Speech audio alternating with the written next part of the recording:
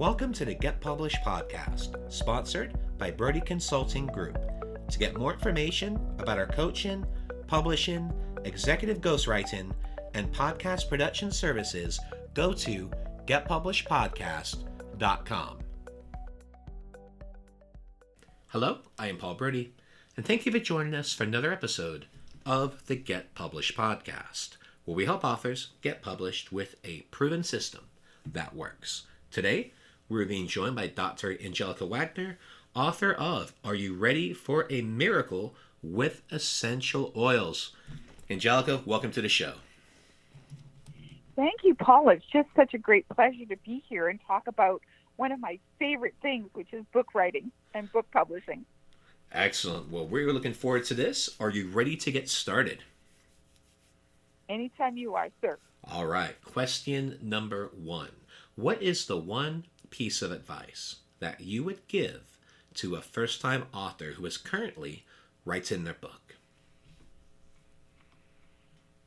The main piece of advice that I would give after now having written 5 books, 3 of them were bestsellers, and is that you can sit down at your computer and tactilely write it out. You can write it out longhand, but really the way that I have people hear my voice is that I just use Google Voice and Docs, and I create my chapters from the spoken word.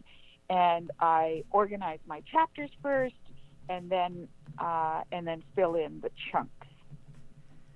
So you mentioned something really interesting. So a lot of the times with our clients, we typically use Rev Audio.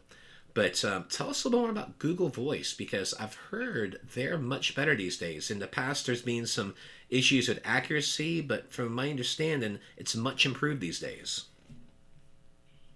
Well, it's so just to let you know, I did a proposal for a clinical trial with the National Institute of Health, and I gave them 17 pages of citations. Well, I wasn't going to sit down and write down all those citations, so I spoke them. And it took me a full day. Maybe about 27 pages of citations. So, you might have to go back and do 1 or 2 spellings or 1 or 2 corrections. But on the whole, it's really very accurate. And I like to speak in my voice. I love to teach. I love to teach the concepts that I'm teaching. And so it's just really so much more efficient for me to do a seminar, write a book. Excellent. Yeah, I love that method. I was very interested in that, the fact that you're mentioning Google Voice. So I might have to check into that, because we use Rev a lot, but I like the idea of trying out Google Voice too, because as you mentioned, that the accuracy sounds like it's close to about 99%. Nothing is absolutely perfect, but you can even add period, you can add comma, you can add question mark, so you can actually add the punctuation right while you're racing along, and then what's the take 5-10 minutes to do a correction here or there, and it just makes for me. I mean, maybe other people like the tactile thing of typing your book or handwriting your book. For me, because I speak, because I sing, voice is just a fast and efficient medium of making my voice heard, which is what a book is. A book is just a matter of giving your audience who you are, so that when you're not there, they can actually read your reflections and kind of get into more on an in-depth level what you're trying to say, instead of just a one-time conversation or a quick podcast. Absolutely. And what do you feel is the hardest part about getting published? Well, so I think, I know for me, there was always this impossibility of well, you need to have Wiley, or you need to have Schuster, or you need to have a big publishing brand publish you.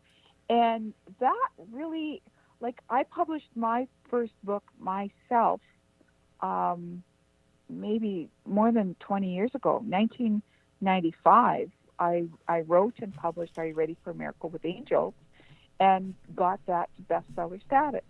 And I schlepped around boxes and boxes of books, and was on radio, was on television, and just really worked with audiences, and worked, I have to say, belly to belly with audiences. So if, as a brand new out of the box, this is my first book kind of author, if you're waiting on a big publishing house to pick you up, that's not the way. The way is to have 2 or 3 thousand orders ready, and see where that takes you. Well, let's talk about marketing. So please share a marketing strategy that you have used in your book launches that has worked well. Well, the marketing strategy that really works well with Amazon is to bring your book out at a little bit higher rate, and then on the day that it's the actual launch, tell everybody, and I mean everybody, email, Facebook, Google. Um, you know, I sent so many emails that Google literally shut down my account.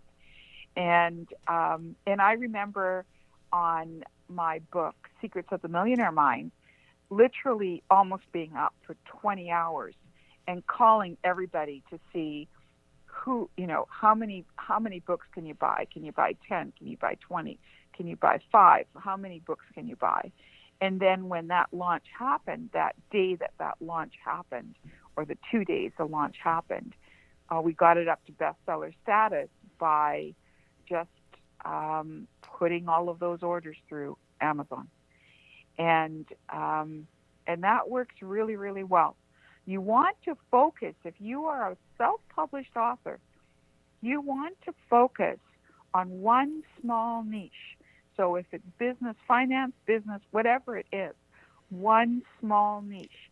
You don't want to be broad when you're launching, when you're book launching, when you're just coming out with Amazon. You want to be very narrow, and then push that as hard as you can for as many sleepless nights as you can handle, and get that book to launch.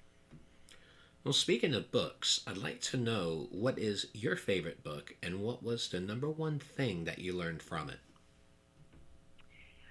I love your question. So I have a dog in the background. He's agreeing with you. So I have a number of books that I live with 4,000 books, and I in my library, which is where I'm sitting right now, there are 3,000 books right beside me, and 85% of those books are signed by the authors who wrote them. So collecting books and having books around, this has always been part of my life since I was a young girl, very young child, like 8 years old. And my professionally, my two favorite books are Vibrational Medicine by Gerber, and Dr. Gary Young, ND's book on essential oils and integrative medicine. And this man was absolutely a genius when it came to formulation on essential oils, and on increasing longevity, building immunity, and enhancing mental performance with therapeutic grade essential oils.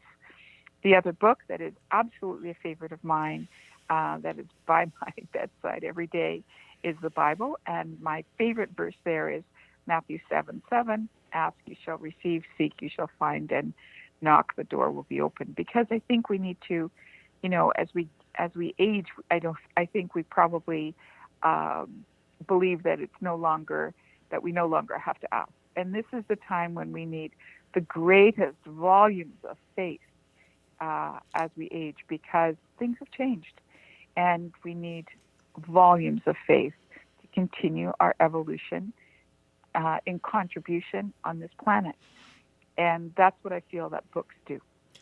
Well, and as I'm sure you just heard by my unofficial co-host Hercules, my 100-pound golden retriever, who decided to bark a couple times during that question, he was in full agreement with you. And you have my absolute favorite dog as your sidekick. The golden retrievers are my favorite. Yeah, sometimes he likes to make himself part of the show. He's usually kenneled up in the other room, but we do have our neighbors doing their mobile dog cleaning today, and he's not a fan of that, so he likes to make that very clear. So occasionally he will chime in on different podcast episodes.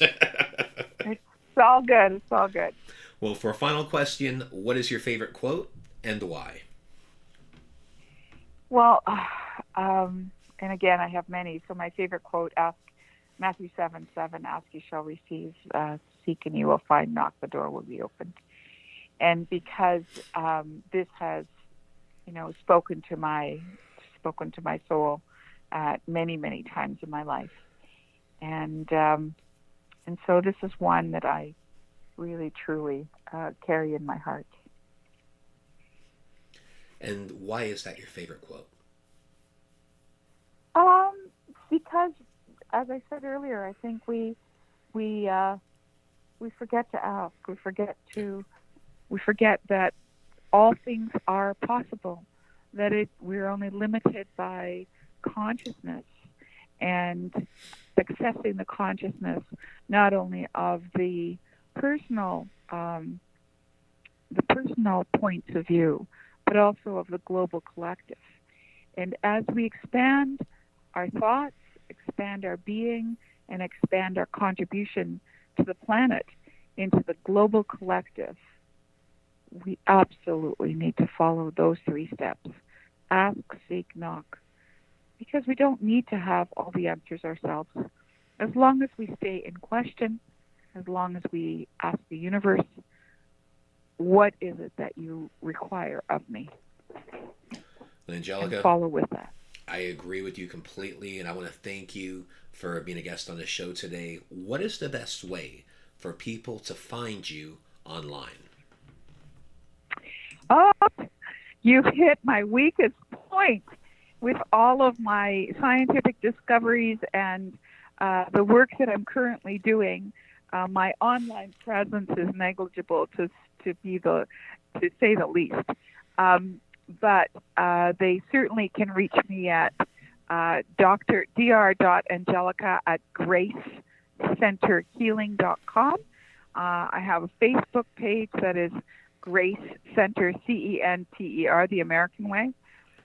I have a Facebook page called Ask Dr. Angelica, a Facebook page called Brain Energy Doctors, and people can just Facebook me, period.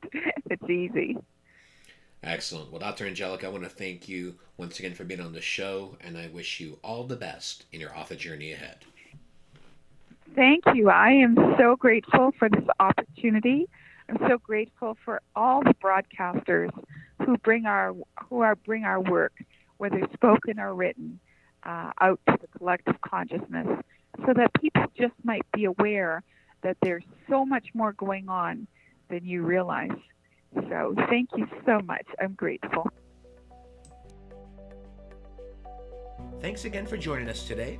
To learn more about how you can be featured in our brand new Get Published business book, go to getpublishedpodcast.com.